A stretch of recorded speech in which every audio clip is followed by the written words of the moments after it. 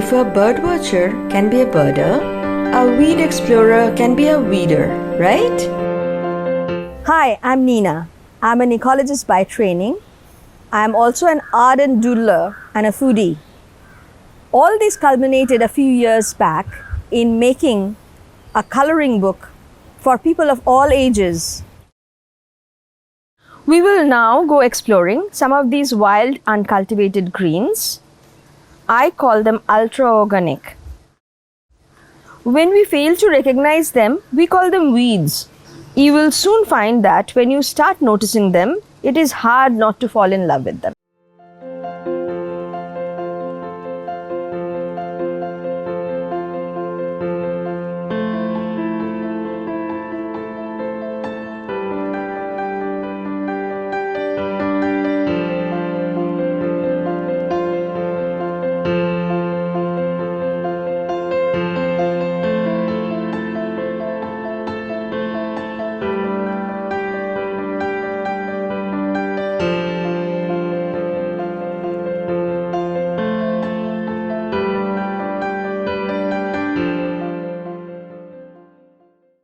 Let's explore the topic of the day. It's nutritious food, flourishing nature, and healthy society. What does nutritious food do? They nourish our body and mind. Some would say soul too. When that food is grown without hurting the earth much, it is local, fresh, does not add unnecessary food miles, allow and nurture diversity, wonderful set of pollinators, etc., and in tune with the season, then our food also allow the nature to flourish.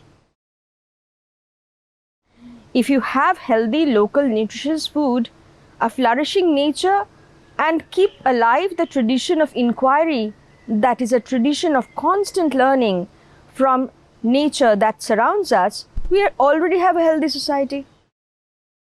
Much of this description I just gave describes the weeds.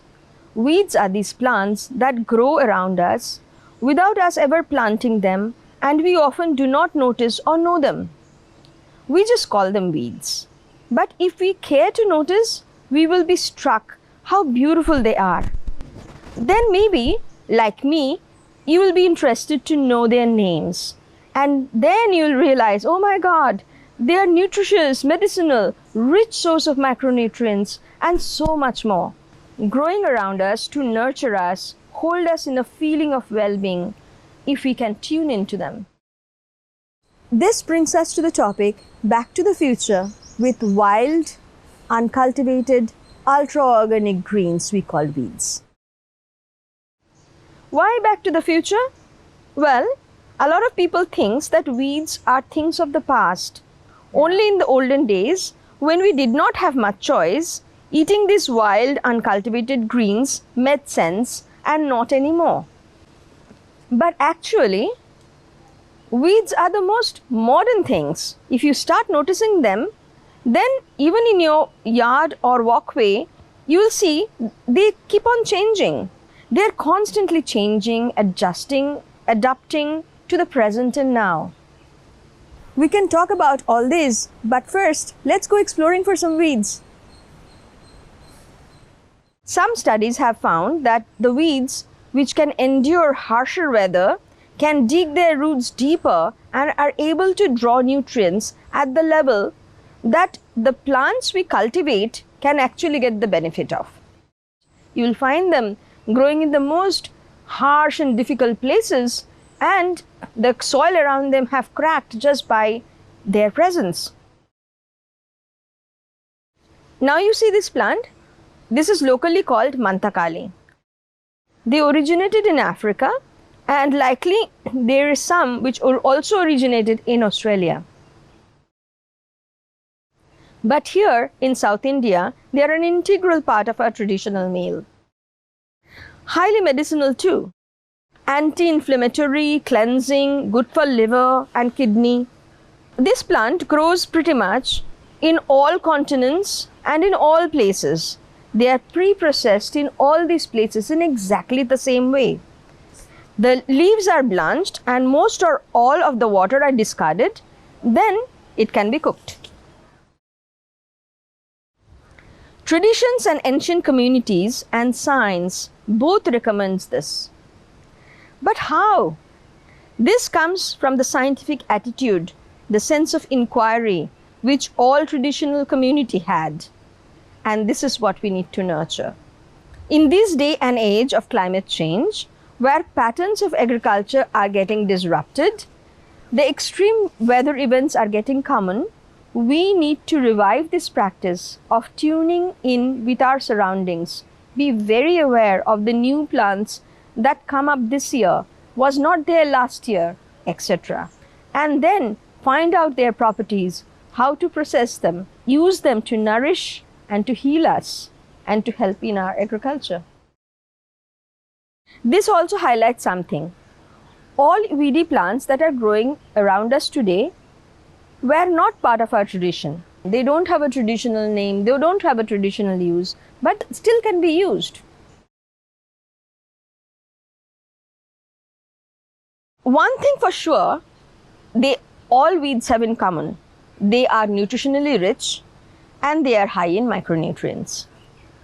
Did you know that nearly 1/3 of the world, rich or poor, have a micronutrient deficiency? Here are these weeds, rich in iron, rich in calcium, and so many more goodies. We need to pay attention to them. Learning about the wild, uncultivated greens can reignite in us our tradition of inquiry, provide us nutrition and micronutrients to nourish our body and mind, and help us adapt better to the climate change. You see this plant? It is locally called sundakai or turkey berry. It grows wild and very well integrated in South Indian diet. If processed properly, it is absolutely yum. It protects against bacterial and viral infection. This plant has come to India from South America. But not all are like that. You see these? These are coral vines. It is called Antigonum leptopus. Every part of this plant is edible, and yet we don't eat them.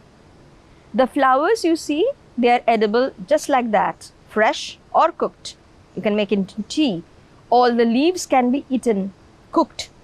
The seeds, here you see the seeds? They can be roasted and ground, and the flour can be used like a regular buckwheat flour. Then there is this one. It is called Asastasia gangetica. But it seems like this plant also came to us from Africa.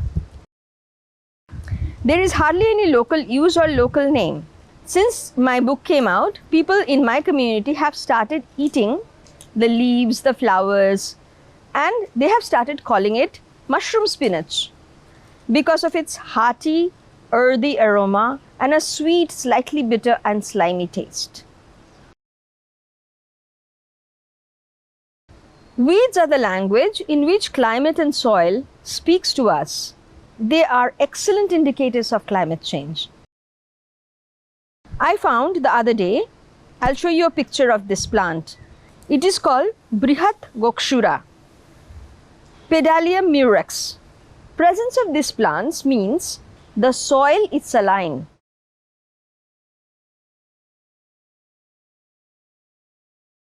Would you like to be a weeder?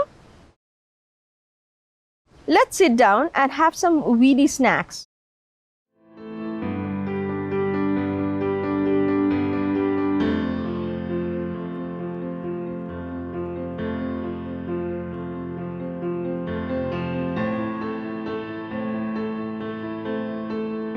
To bring this public science initiative to people, we had printed this edible weed coloring book, which is currently out of print.